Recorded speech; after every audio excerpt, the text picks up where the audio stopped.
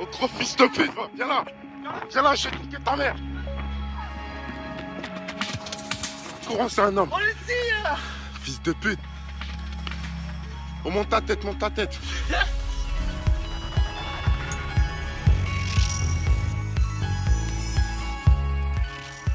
Bonsoir. Des agressions comme celle-ci contre des personnes transgenres, il en existe en Suisse également. La seule différence, c'est que cette scène a été filmée et postée sur Internet. Alors comment expliquer un tel comportement? Comment justifier tant de haine? Ce soir, on tentera de décortiquer le mécanisme qui pousse certains d'entre nous à rejeter ces personnes qu'on a longtemps appelées transsexuelles et qu'aujourd'hui on nomme plus justement transgenres. Nous irons à la rencontre de plusieurs d'entre elles, histoire de mieux les connaître. Ce sera également l'occasion de donner la parole aux personnes non-binaires, c'est-à-dire aux individus toujours plus visibles qui se sentent à l'étroit dans les cases hommes ou femmes. Mais pour le moment, je vous propose d'écouter le récit poignant de Julia, une femme trans victime d'une terrible agression à Paris.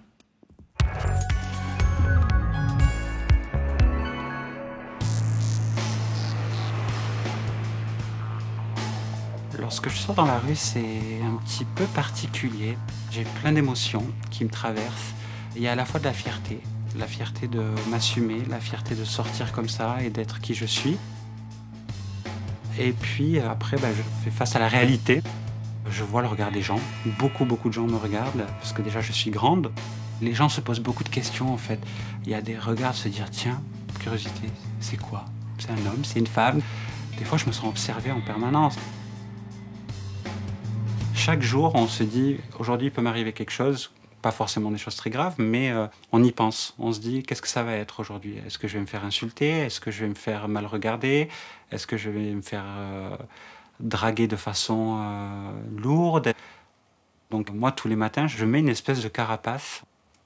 Lorsque je me prépare, que je me maquille et que je m'habille, j'ai une espèce de rituel psychologique où en fait, je me prépare à me dire, qu'est-ce qui va se passer aujourd'hui?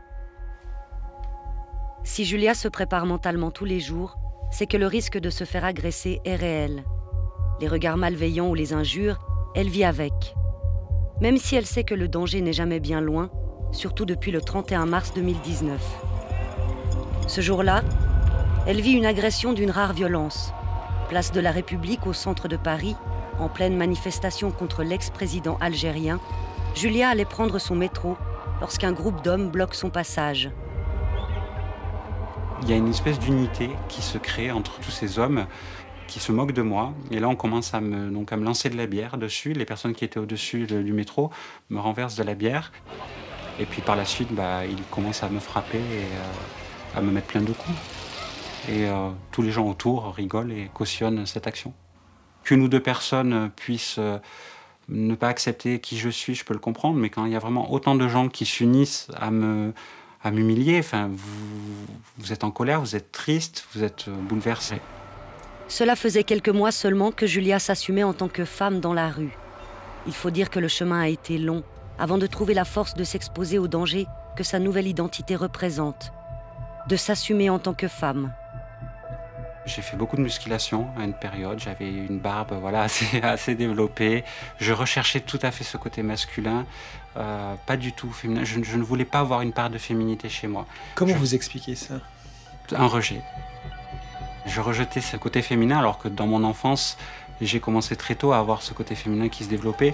Mais on m'a vite fait comprendre que c'était pas possible. Je viens d'un milieu social où effectivement c'était très masculin. J'ai vécu avec mes grands frères et lorsque j'étais un petit peu trop efféminé, on me faisait comprendre que c'était pas possible. Donc je dirais pas que j'étais transphobe, mais je ne comprenais pas les personnes trans jusqu'à ce que moi je vive ma découverte. Il y a des personnes qui le comprennent bien plus tôt et moi j'ai mis beaucoup de temps. J'ai mis beaucoup de temps à comprendre que j'étais une femme, d'où ce rejet par rapport au milieu social. Mais effectivement, plus ma transition avance, plus je suis épanouie. Donc vraiment, je resterai comme ça et je vais continuer mon combat, continuer ma transition. Son agression va être déterminante. Julia décide de témoigner et de porter plainte en guise d'exemple. Des agressions comme ça, malheureusement, il y en a beaucoup.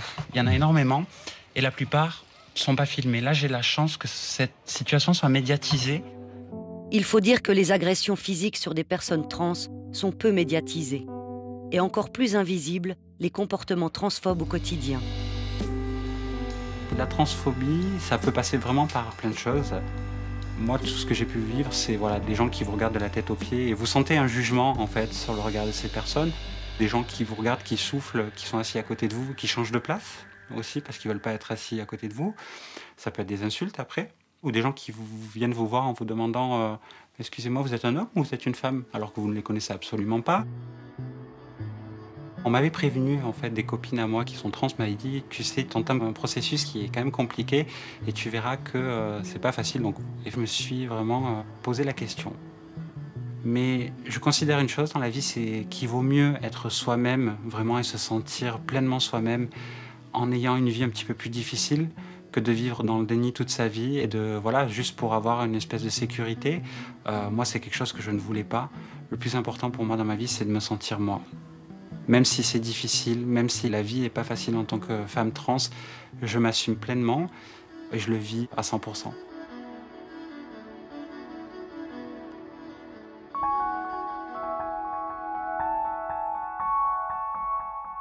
Denise Médico, bonsoir. Bonsoir. Vous êtes une psychologue suisse qui vit actuellement au Canada.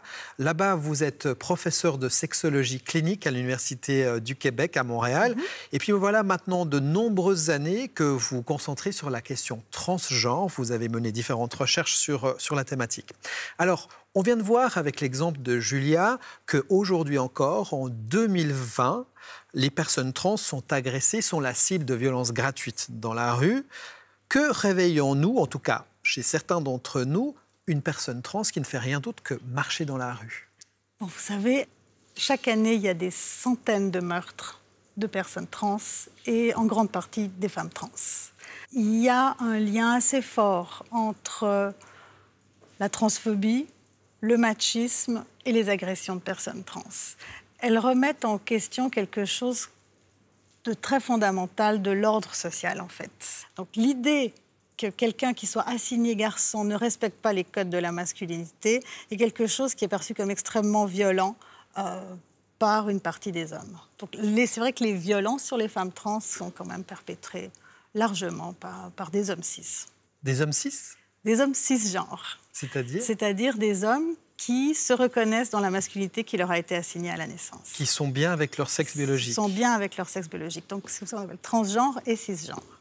Toutes les personnes trans avec qui nous avons parlé pour préparer cette émission disent devoir, à un moment donné, peser le pour et le contre entre le bien-être, le sentiment de justesse, d'être enfin dans les attributs de genre auxquels on pense avoir toujours appartenu, et en même temps à l'opposer face à discrimination et parfois même à la violence que cela suscite. Il y a toujours cette balance à faire. C'est sûr que pour avoir accompagné un certain nombre de personnes dans une démarche de transition, il y a un moment où il faut vraiment aborder la question, est-ce que j'ai la force? C'est un enjeu, hein. Est-ce que j'ai la force de, pendant en tout cas une période, porter la transphobie et le jugement des autres, comme quoi je ne corresponds pas, versus est-ce que je peux encore supporter de vivre en ne me sentant pas moi-même?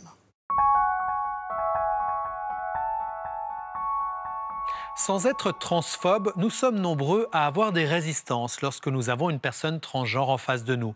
Être capable de regarder au-delà des apparences, c'est-à-dire réussir à considérer cette personne comme étant un homme ou une femme sur la base de ce qu'elle nous dit et non pas sur ce que son corps nous indique au premier abord, voilà un exercice mental qui peut être compliqué. Et si nous avons de la peine à dissocier le genre attribué à la naissance du genre ressenti par une personne, c'est que nous, les humains, n'aimons pas beaucoup l'ambiguïté. C'est du moins ce que deux chercheuses américaines en psychologie sociale ont réussi à démontrer avec un dispositif tout simple. Regardez. Comment réagissons-nous lorsque la personne en face de nous présente des caractéristiques des deux sexes? C'est dans les années 70 que Suzanne Kessler et Wendy McKenna montent une expérience étonnante qui démontre combien la perception du genre est socialement déterminée. Nous avons reproduit cette expérience avec une dizaine de sujets volontaires. Nous leur avons proposé de découvrir deux silhouettes hybrides, l'une plutôt masculine, l'autre plutôt féminine. Bonjour Herman. Bonjour. Asseyez-vous. Merci. Alors, si vous êtes là, c'est parce que j'aimerais vous poser une question très simple, Oui. à laquelle j'aimerais que vous me répondiez de manière spontanée. Je vais vous demander de me dire sur cette image que vous allez découvrir si vous voyez un homme ou une femme. D'accord. D'accord? Une femme. Une femme. Ok. Il y a des traits quand même masculins, je dirais trans. Mais je pencherais plus pour un homme, n'empêche. Ok. En dessous du nez, je dirais que ça ressemble plutôt à un homme. D'accord. Et là, vous voyez un homme ou une femme? Là, ce serait plutôt des jambes fines, plutôt une femme. Une femme. On continue. Une femme. Une femme, ouais. Plutôt Clairement, ouais. Clairement une femme. Une femme, Là, une femme. oui. Parce que... Elle a de la poitrine. Ok. J'enlève le dernier bout. Plutôt un homme. Vous voyez plutôt un homme, là? Maintenant, vous avez l'ensemble? Oui. Un homme. Un homme. C'est un homme? Oui. Enfin, ça me semble évident vu son sexe. Si pour commencer, l'ambiguïté de l'image fait douter nos sujets volontaires, en découvrant l'ensemble de la silhouette, la grande majorité d'entre eux déclarent avoir un homme en face d'eux. Cette figure a beau avoir des jambes plutôt féminines, des seins, des cheveux longs. Pour vous, vous voyez un homme. Oui, parce que j'associe plus l'appareil Génital. génital à un genre, en fait. Finalement, c'est par rapport au sexe, quoi. C'est par rapport au pénis que vous voyez, en fait. Par rapport au pénis, oui. Le pénis, c'est vraiment déterminant. Pour vous, ça peut être qu'un homme. Oui. À partir du moment où, sur le corps en question, il y a des marqueurs qu'on associe au sexe masculin, donc ça peut être par exemple les organes génitaux, pénis et testicules, ça peut être aussi un torse plat, des poils sur le torse, des cheveux courts. Et bien à partir du moment où il y a des marqueurs masculins, les personnes ont tendance à attribuer le sexe masculin. Alors que l'inverse n'est pas vrai. S'il y a des marqueurs féminins, ça ne mène pas du tout forcément à une assignation au sexe féminin. Vraiment? L'inverse n'est pas vrai? Luigi va à présent leur proposer une silhouette plutôt masculine, mais avec un sexe féminin. Comment vont-ils l'identifier? D'après vous, l'image que vous allez voir représente plutôt un homme ou une femme. Alors, Un homme, un homme, Là, plus un homme. plutôt un homme. plutôt un homme. Soit un homme, soit une femme qui a une petite flemme niveau épilation. Une femme en hiver. Une femme en hiver avec ses jeans. On peut voir? Non, je rigole. On continue. Homme, Toujours homme. à cause de la pilosité, oui. Oui, ça c'est clairement. C'est clairement un homme? Oui, là, il n'y a pas de noir. Il n'y a pas de doute. On va D'accord. voir ce qu'ils ont mis. Alors, c'est toujours clairement un homme, Stéphane? Oui, c'est les coincé entre les jambes, c'est ça. Peut-être ou peut-être pas. Et si j'enlève la dernière partie, vous voyez un homme, toujours? Ben... Ouais, plus trop, non. Bah, je sais pas pourquoi j'aurais dit plutôt un homme, mais Vous dites plutôt quand un même. homme. Je sais pas. Je pense que c'est un homme, mais qui a l'appareil biologique d'une femme. Si le pénis était déterminant sur la silhouette plutôt féminine, de toute évidence, il n'en va pas de même avec une vulve. Je vais rester sur un... On dirait un homme avec un kiki qu'on voit pas, quoi. Ouais. Parce que l'aspect général, c'est un homme, quand même. Moi, ça me fait pas penser que c'est une femme. Et même lorsqu'on reconnaît une femme, ce n'est pas parce qu'il y a une vulve, mais parce qu'il manque un pénis. Je dirais plus que c'est une femme, du coup. Pourquoi? Parce qu'il n'y a pas d'appareil génital masculin. Vous diriez plutôt une femme? Ouais, là, du coup, ouais. Pourquoi? Parce qu'il n'y a pas de pénis. Parce qu'il n'y a pas de pénis, parce qu'il y a une vulve. Ouais. Notre perception du sexe, elle est au final androcentrée. C'est-à-dire qu'on va se centrer sur les caractéristiques masculines avant tout. On va chercher à voir un homme dans un premier temps, et seulement si on n'y arrive pas, on va se dire par défaut que c'est une femme. C'est l'idée que les hommes ont un sexe et que les femmes ont une absence de sexe, d'une certaine manière. Le masculin prime sur le féminin. Et ce n'est pas sans conséquence sur une partie des individus qui entament une transition. Affirmer vouloir renoncer aux attributs du masculin pour aller vers le féminin, ça peut avoir un coût social élevé. L'âge médian du début de la transition, il est très différent pour les hommes trans et pour les femmes trans en moyenne. Les hommes trans commencent leur changement de sexe autour de 25 ans, alors que les femmes trans, c'est plutôt autour de 38 ans. Et c'est lié à des questions relatives à l'éducation des filles et des garçons. En fait, on va les socialiser différemment. Un garçon qui commence à se féminiser, il va très rapidement commencer à subir une certaine stigmatisation, une certaine marginalisation. Et finalement, ça va pousser certaines femmes trans, donc certaines personnes qui étaient des hommes et qui veulent devenir des femmes, à essayer de renoncer à leur désir de changement de sexe, en fait. C'est des personnes qui vont essayer de se résigner à vivre en tant qu'hommes et qui vont donc continuer à être des hommes, souvent essayer de se ranger, de se marier, d'avoir des enfants, de fonder une famille en tant qu'homme. Est-ce qu'on pourrait dire qu'une jeune fille garçon manqué passe mieux dans la population qu'un jeune homme efféminé ? Alors, d'une certaine manière, oui, le fait de se féminiser pour un homme, c'est quelque chose qui est considéré par beaucoup comme presque quelque chose de dégradant, comme un déclassement, si vous voulez. Et ça va être donc moins toléré, d'une certaine manière, que le fait pour une fille de se masculiniser un peu. On va se dire au début, c'est un garçon manqué, c'est pas très grave, voilà. Lorsqu'on prononce le mot trans, la plupart d'entre nous se représentent automatiquement un homme d'un certain âge travesti avec des vêtements de femme. C'est le stéréotype le plus courant et l'un des plus transphobes aussi. En réalité, en Suisse comme ailleurs, les figures trans sont multiples et loin de toute caricature. Parmi ces figures, l'une est un peu moins visible. Il s'agit des jeunes hommes trans qui sont nés dans un corps de fille mais qui se sentent garçons. Nous sommes allés à la rencontre de Johan, un jeune vaudois de 21 ans qui a entamé sa transition très tôt, à l'âge de 16 ans. Qu'est-ce qu'il y a de tatoué sur ton bras ? Ça, c'est Sarah en hébreu. C'est mon ancien prénom. Je me suis dit que c'était la seule trace physique qui resterait d'elle. En fait, quand je suis né, j'étais fille. On m'a appelé Sarah, puis on a utilisé le pronom elle, mais j'ai toujours été le même. C'est moi depuis toujours. Comment est-ce que les gens réagissent lorsque tu dis que petite, tu étais une fille ? Il y a plein de réactions différentes. Il y a les plus basiques. Bah ouais, ok. C'est comme ça, quoi. Après, il y en a, c'est « Ah putain, sérieux ?» On dirait vraiment pas. Pour moi, j'ai toujours été un garçon et tout ça, mais j'avais le mauvais corps. De vue, ça se voyait pas forcément, mais si on m'entendait, on savait que c'était une fille. Donc je restais plutôt en retrait, et puis... Pourquoi tu dis que de vue, ça se voyait pas forcément ? J'ai toujours ressemblé à un garçon. Et depuis que j'ai pu dire oui ou non sur comment m'habiller, ou bien choisir, moi, mes vêtements, ça a toujours été des pulls, des t-shirts, des jeans, jamais de robe ou de jupe. Je récupérais les habits de mes cousins. J'ai jamais été dans un rayon femme. Et puis, sauf peut-être pour les soutiens-gorge, du coup. C'est tout. Johan a passé toute son enfance à se comporter comme un garçon, sans trop se poser de questions. Mais au moment de l'adolescence, et avec l'arrivée de la puberté, les choses se sont compliquées. J'étais quelqu'un de très renfermé.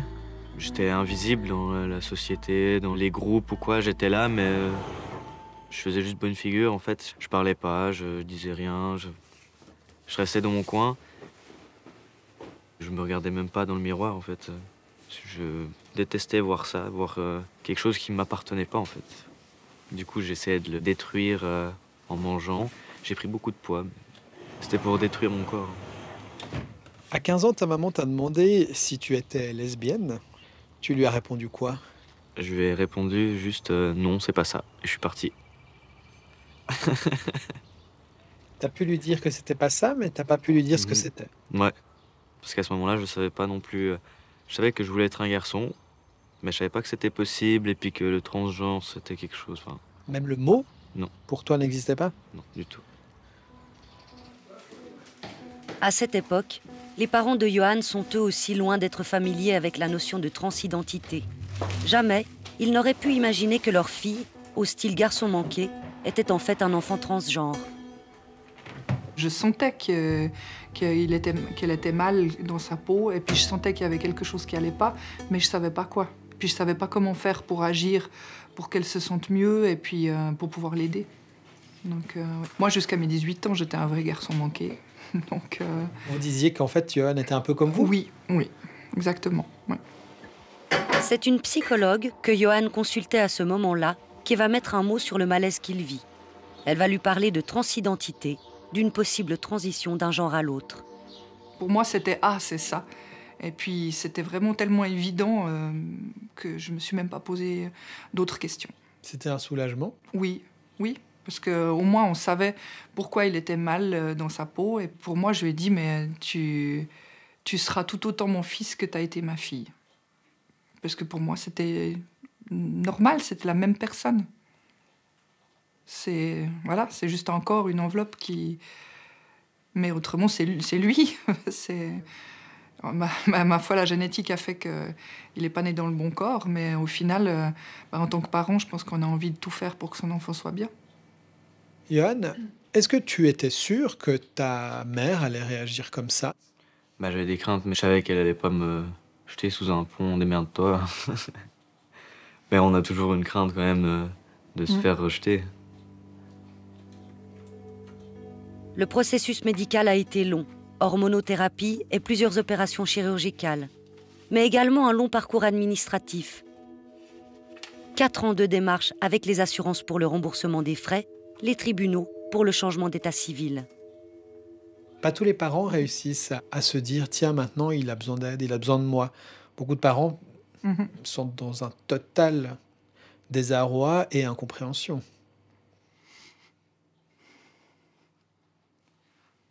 Ça me fait très mal au cœur pour ces personnes-là. De me dire qu'ils sont tout seuls et puis que... Pardon. Il y a tellement de choses à faire, c'est tellement difficile. Aussi à cet âge-là, en général c'est jeune, donc toutes les lettres, tout l'administratif, c'est lourd. Les jeunes ne sont pas habitués à devoir faire des lettres et puis devoir écrire à des juges. On a quand même, on doit quand même faire une certaine façon d'écrire. On peut pas, wesh, improviser. Voilà. Comme les jeunes, ils parlent maintenant. Ouais, je change de prénom. Ouais, c'est ça. Et du coup, ouais, c'est compliqué. S'ils n'ont pas de soutien, ouais, c'est très dur. Avec le soutien déterminé de sa mère, aujourd'hui, Johan est à la fin de son parcours, dans un corps en adéquation avec son ressenti. C'est sûr que, bon, après, il a fait très attention d'un coup, on va dire, à son alimentation, à sa manière de se tenir. Puis, il a commencé à faire du sport, donc il s'est redressé. Il était beaucoup moins voûté et puis très ouvert, aussi lumineux. Il commençait à oser aller vers les autres, à rigoler, discuter, alors que c'était plutôt quelqu'un de très introverti avant. C'était le jour et la nuit, si je comprends. Oui, oui, ouais, vraiment.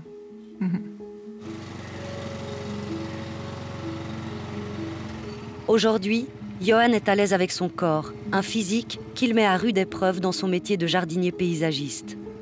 Et ne lui parlez pas de regret. Cette transition est juste une évidence pour lui. Je préférais être moi-même complètement, plutôt que de vivre en n'étant pas moi-même, juste par crainte de perdre quoi que ce soit en fait. C'est à cause de la peur qu'on reste bloqué et puis qu'on vit pas forcément nos rêves ou des trucs comme ça. Donc moi, la peur, je passe au-dessus et puis j'y vais. Ce courage, certains vont le chercher au refuge à Genève. Un lieu d'accueil qui permet aux jeunes transgenres et à leurs familles d'exprimer toutes leurs inquiétudes. Les parents des jeunes personnes trans sont complètement démunis quand elles arrivent ici. Elles sont sous le choc.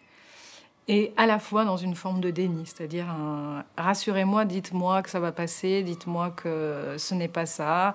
Et puis on a une petite pléiade, on pourrait faire un livret sur les explications qu'ils vont donner. On veut faire perdurer le nom, il y a eu un deuil dans la famille, oui mais il veut ressembler à son frère, oui mais bref, il a vécu un traumatisme, enfin il y a tout un tas d'explications qu'ils donnent pour se dire bah non c'est pas ça, puis ça va pas continuer à être ça. Donc il y a vraiment un soutien, on peut être dans la médiation évidemment, mais on est aussi beaucoup dans le soutien à la parentalité, et puis pour nous c'est un axe prioritaire parce qu'on le sait avec l'expérience du refuge, mais aussi avec les études, que quand il y a le soutien des parents, il y a 93% de moins de risques pour la santé mentale. 93%, donc quasiment la totalité, donc l'enjeu est énorme. Maintenir le lien ou le recréer, un défi pour les parents qui ont parfois de la peine à comprendre ce que leur enfant tente de leur dire. Des pères et des mères qui souvent parlent d'un deuil à faire. Alors on leur demande, c'est le deuil de la personne ou c'est le deuil de la projection qu'ils avaient pour leurs enfants, comme tout parent a une projection. Bah, évidemment qu'ils ont une projection en tant que fille ou en tant que garçon, puis ils doivent mettre ça à la trappe. Donc on les encourage à voir que c'est bien la même personne à l'intérieur. Le deuil qui manque, c'est aussi le deuil de l'apparence. Donc, mais c'est pas le deuil de la personne. La personne reste la même, elle va juste être plus affirmée, plus épanouie, mais pas devenir quelqu'un d'autre. On va dire ce qui meurt, c'est ce qui n'est pas adéquat. Donc c'est pas quelque chose qu'on a envie de garder. Les étapes pour changer de genre sont nombreuses et prennent du temps. Tout commence chez le psychologue ou le psychiatre qui va constater l'existence d'une dysphorie de genre, c'est-à-dire d'un décalage entre le sexe attribué à la naissance et le ressenti de son patient. Il s'agit là non pas d'une seule consultation, mais de nombreux rendez-vous étalés sur plusieurs mois. Une fois une attestation de dysphorie de genre délivrée par le psy, la personne transgenre pourra demander un changement d'état civil sur ses papiers officiels.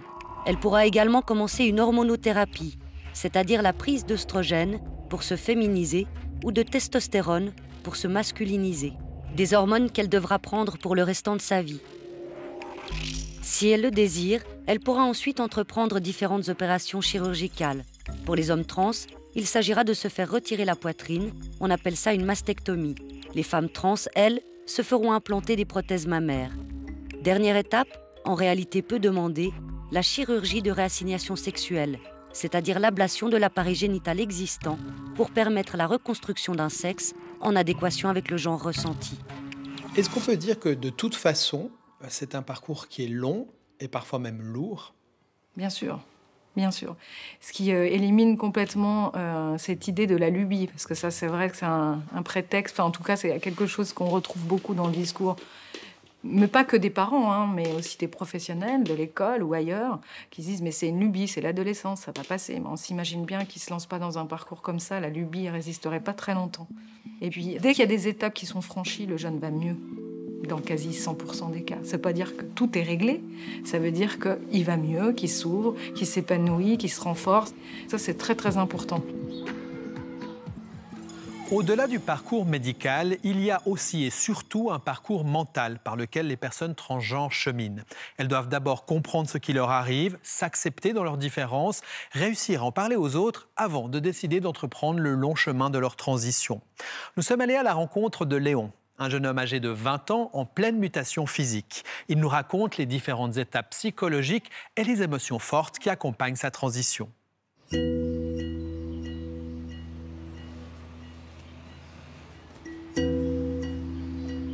J'ai toujours un peu recherché ce moi vrai.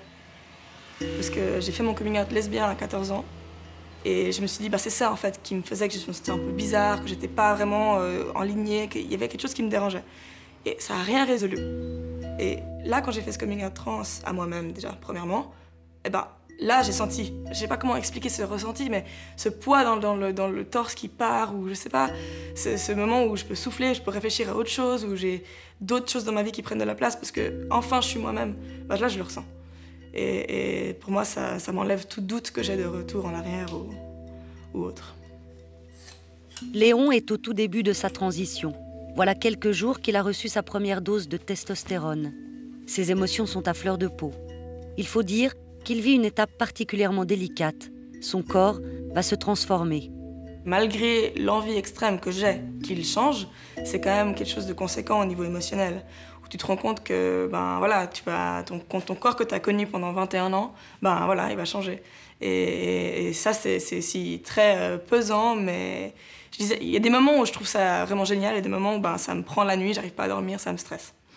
Et voilà, c'est normal. Après, ce que je disais aussi, c'est que c'est une prise d'hormones. Donc c'est une étape parmi de nombreuses étapes. Mais c'est une grosse étape qui prend beaucoup de place aussi, qui pose beaucoup de questions à beaucoup de personnes, qui fait très peur à mes parents aussi. Je veux dire, c'est aussi leur enfant qui va changer physiquement, c'est aussi conséquent pour eux. Je suis déjà dans les démarches pour faire la torsoplastie. Ça, c'est sûr que je vais la faire. Alors c'est sûr parce que j'ai besoin d'avoir un torse plat que j'ai aujourd'hui avec des accessoires, mais c'est quelque chose dont je rêve depuis toujours. Après, la phalloplastie, donc la formation dans le pénis, ça pour l'instant non. Je me sens très à l'aise avec le fait d'avoir un clitoris. Ça, c'est quelque chose qui me dérange absolument pas. Et puis, je vais laisser les technologies un peu avancer. Peut-être que dans 10 ans, il y aura d'autres technologies. Donc ça, pour l'instant, c'est pas du tout dans ma perspective. En tout cas, tu ne te sentiras pas forcément un mec, un vrai, avec un pénis. Non. Avoir un pénis ou pas, ça veut rien dire sur ma masculinité, sur l'homme que je suis ou quoi que ce soit. Pour moi, c'est pas nécessaire. Ce qui est important pour beaucoup de personnes en transition, c'est d'être reconnu comme faisant partie du genre ressenti. En l'occurrence pour Léon, comme un homme. Moins il verra de doute dans le regard des gens, plus le passing sera réussi, comme disent les personnes trans, plus il se sentira à l'aise et bien dans sa peau.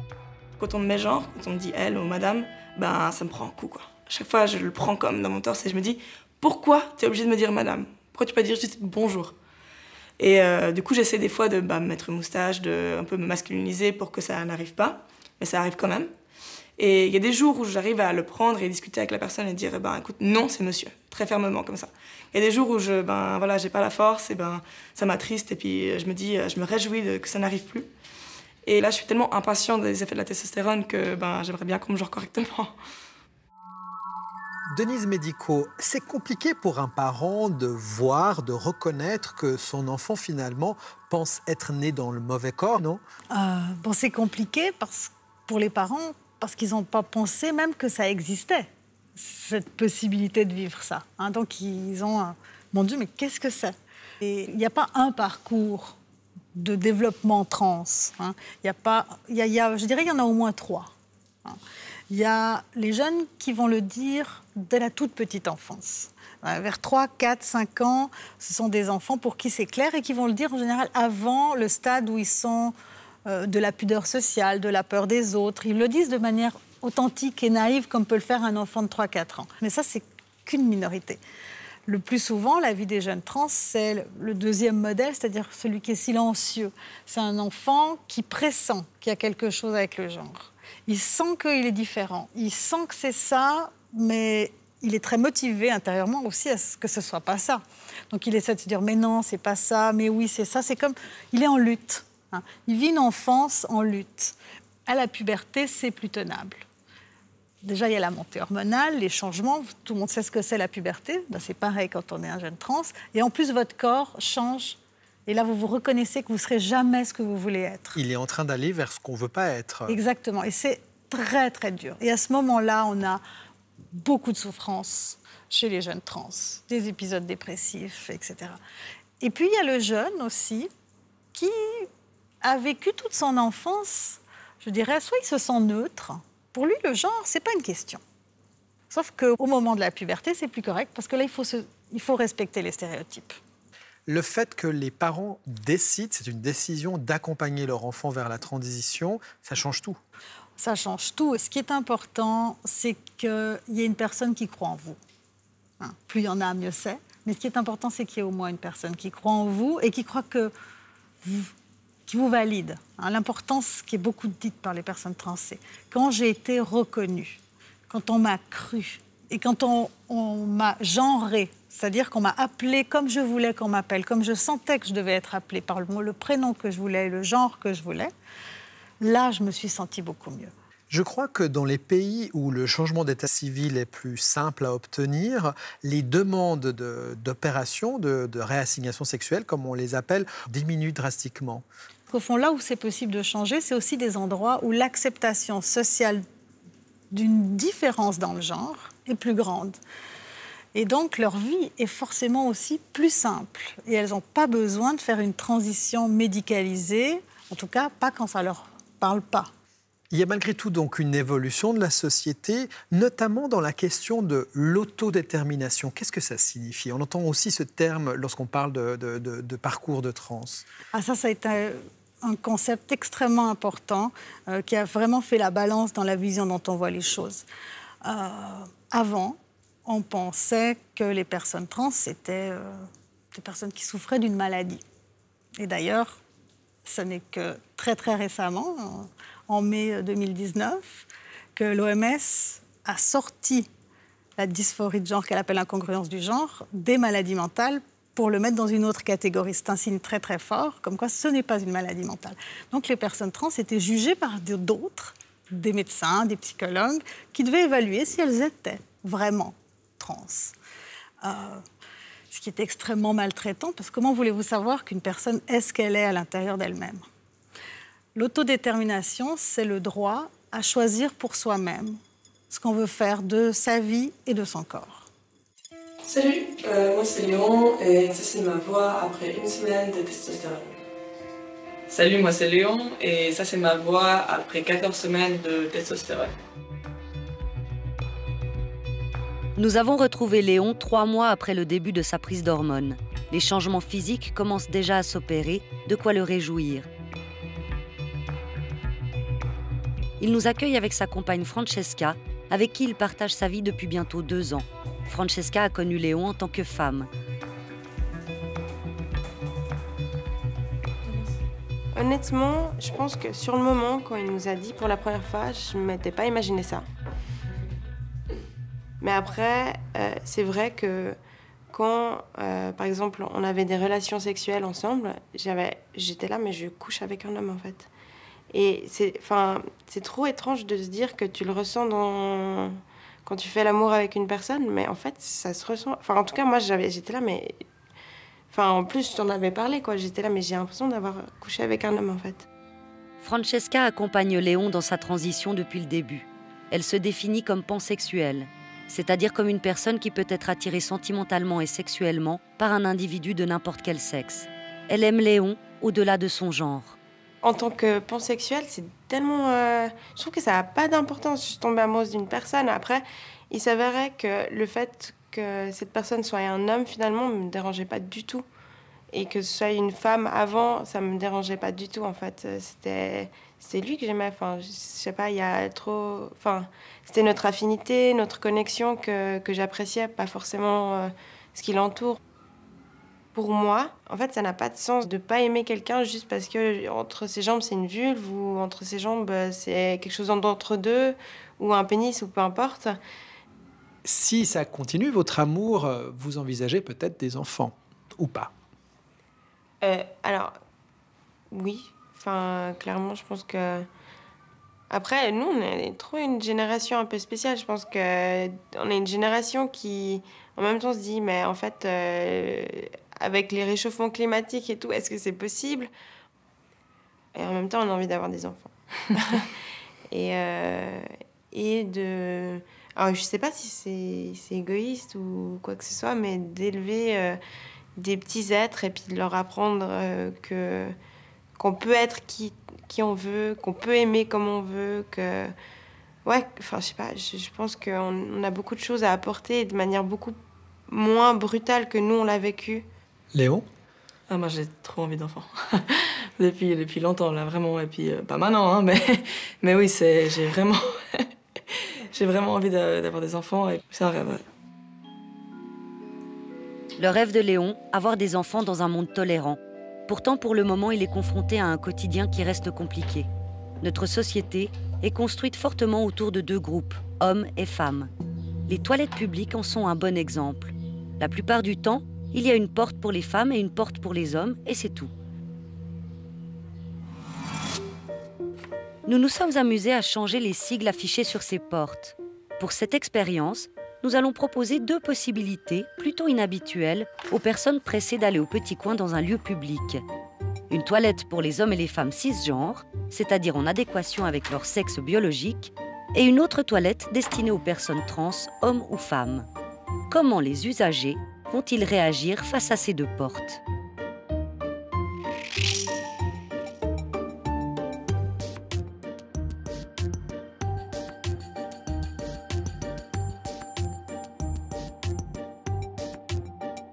Dans le doute, on s'autorise quelques allers-retours. On se rapproche pour mieux voir. On ouvre même un débat. Les gens hésitent et sont un peu perplexes. Enfin, la plupart d'entre eux. On vous a vu vous diriger vers les toilettes et avoir une petite hésitation. Qu'est-ce qui s'est passé dans votre tête quand vous êtes arrivé devant ces pictogrammes? Bah, je pense que comme, pardon. Vas-y, vas-y. Je pense que comme tout le monde, on a cherché le picto femme et homme. Et puis bah, du coup, on s'est retrouvés face à ça, donc interpellés forcément. J'ai vu transgenre, j'ai dit ben non, c'est pas moi, je vais là, à côté. C'est vrai, quand j'ai vu marqué transgenre, j'ai bien regardé les deux personnages, puis je me suis dit non, je crois que c'est pas pour moi.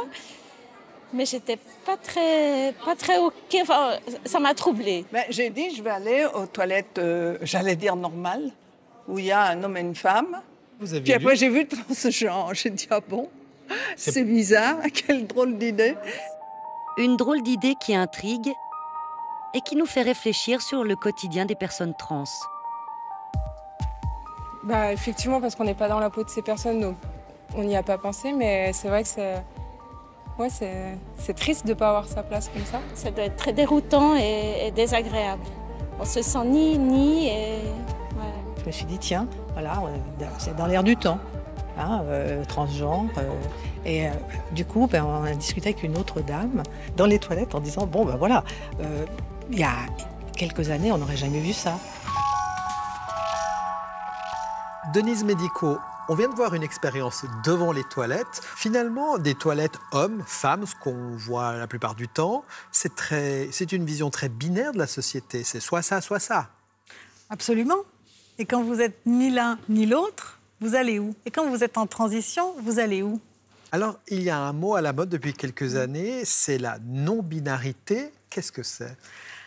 Alors, la non-binarité, c'est le fait qu'en fait, le genre, on a dit le masculin et le féminin, mais ce sont deux visions de ce qu'on peut être, mais qui ne sont pas uniques.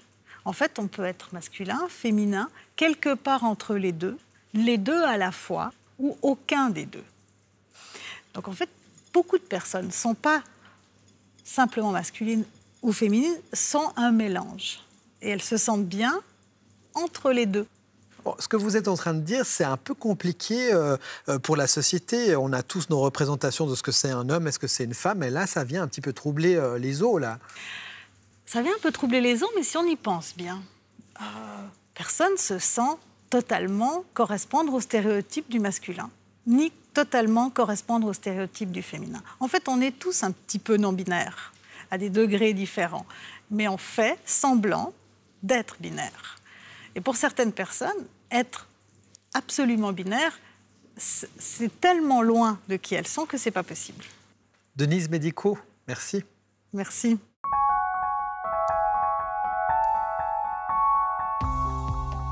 Il existerait donc des êtres qui ne se reconnaissent pas dans les extrêmes du trait masculin ou du trait féminin.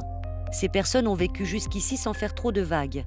Depuis quelques années, pourtant, elles attendent une certaine reconnaissance de la société. Une société qui, selon elles, gagnerait à reconnaître leur fluidité de genre. La fluidité de genre s'inscrit dans ce brouillage des cartes, dans ce brouillage des catégories entre la fiction du pur masculin et la fiction du pur féminin. La fluidité de genre, ça peut être, par exemple, l'idée de, au cours d'une vie, changer, basculer du féminin au masculin. Cela peut se faire également au cours d'une même journée. Mais la fluidité de genre, ça peut être aussi incarner dans un même corps des éléments du masculin ou des éléments du féminin.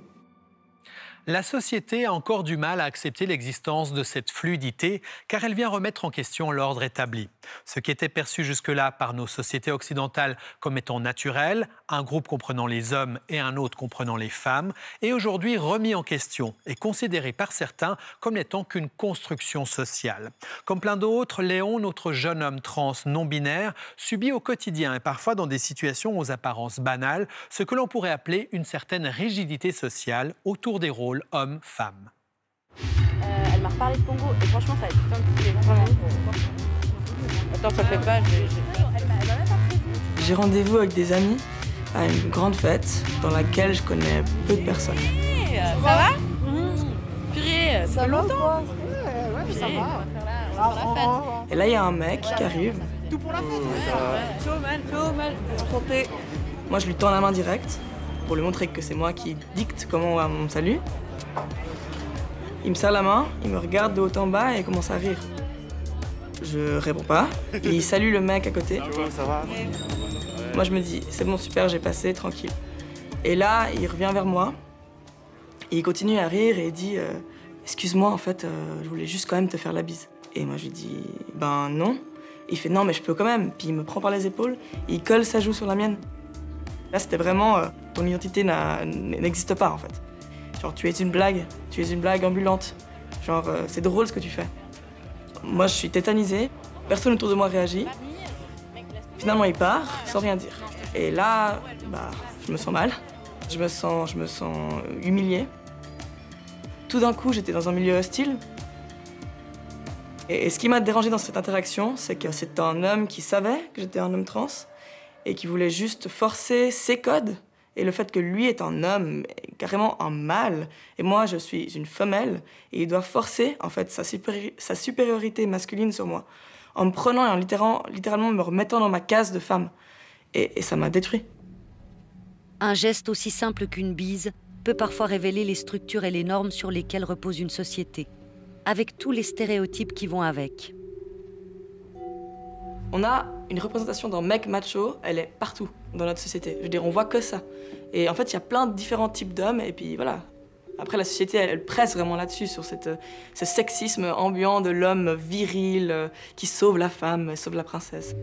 Pour moi, je suis clairement partisan d'abattre cette binarité, ou au moins de faire réaliser aux personnes que cette binarité elle est nocive pour beaucoup de personnes, dont moi. On touche là à des normes fondamentales. La norme hétérosexuelle et la domination masculine.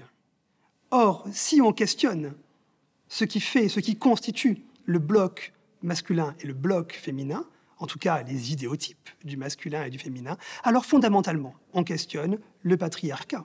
À quoi ça sert qu'on s'entête à construire des différences, à justifier des différences scientifiquement, rétrospectivement, historiquement, psychologiquement, si ce n'est à la fin pour dire qu'il y en a des supérieurs à d'autres. Et ici, de quelle hiérarchie s'agit-il? Il s'agit d'abord de la hiérarchie femme-homme, mais aussi de la hiérarchie homo-hétéro. Le changement de se faire voir comme une femme et de se faire voir comme un homme est extrêmement intéressant. C'est deux mondes différents, vraiment. Je vois ça dans les petites choses. Par exemple, dans la rue, on me laisse passer. Genre, on me coupe pas le passage, on me coupe pas la parole. J'ai beaucoup plus de place dans l'espace public que quand j'étais une femme. C'est extrêmement troublant. Aussi, on s'adresse à moi. Quand je suis avec une autre femme, on va s'adresser à moi. Tout ce qui est argent, tout va passer par moi, en fait. Parce que maintenant, je suis l'homme et je contrôle un peu tout ce qui se passe. Alors que moi, je me sens pas du tout comme ça. Et c'est vrai que ça a été très troublant, en fait. De passer d'une place dominée à dominant. Pour moi, une société idéale, c'est une société où il n'y a pas de discrimination. Alors, je suis idéaliste, hein, je suis au courant. Mais en tout cas, moins que maintenant. Et où on n'est pas formaté d'une certaine façon depuis notre plus jeune âge. Où, en fait, il y a une totale liberté sexuelle et d'identité de genre. Et qu'on a le droit de se définir comme on veut sans avoir peur de marcher dans la rue sans se faire taper, en fait. C'est simple, ce que je demande en vrai. C'est de pouvoir me sentir en sécurité pour qui je suis. Et ça, je trouve que ça devrait être acquis. Mais ça ne l'est pas du tout, du tout, du tout. On entend souvent dire que les artistes sont visionnaires et précurseurs lorsqu'on parle d'évolution de la société. Smith est un artiste parisien trans et non-binaire. Il porte un regard éclairé sur une société contemporaine au genre fluide. Quelque part, nous, les personnes trans, les personnes non-binaires, les personnes intersexes, c'est un droit qu'on a pris, c'est une liberté qu'on s'est octroyée et c'est aussi parfois un parcours un peu du combattant qu'on a décidé de vivre pour pouvoir déconnecter en fait les assignations à la naissance, le sexe biologique et notre expression de genre. Cette déconnexion-là, elle existe, elle est réelle, il suffit de nous regarder. Donc, obligatoirement, ça s'accompagne de plus de représentation au quotidien. Je pense qu'aujourd'hui, à peu près tout le monde est capable de citer une personne trans connue, voire une personne trans dans son entourage, ce qui, il y a encore une quinzaine d'années, n'était absolument pas le cas.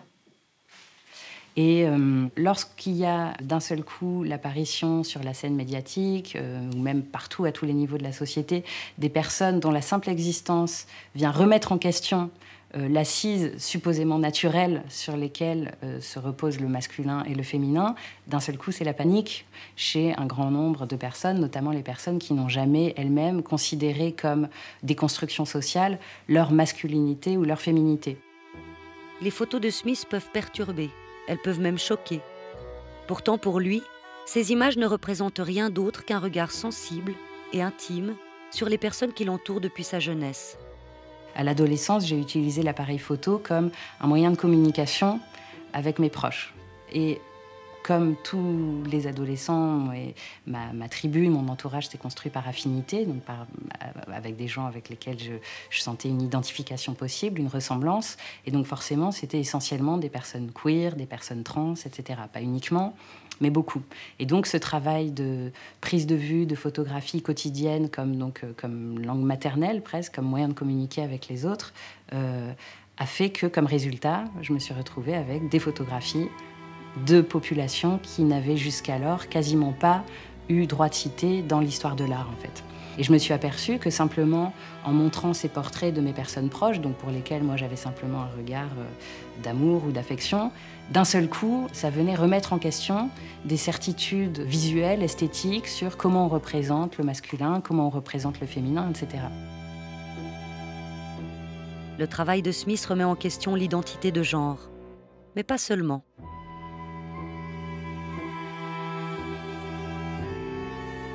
Je pense que là où il faut, et on est en train de remettre en question les normes de genre et de défaire les certitudes et les normes et les rôles qui sont associés au masculin et au féminin, il faut faire la même chose avec le désir.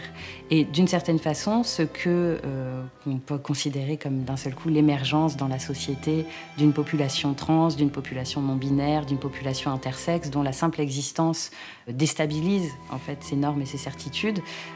En fait, évidemment, ces corps sont aussi des corps désirants et arrivent quelque part sur le marché du désir, accessible à toutes les personnes, y compris cisgenres.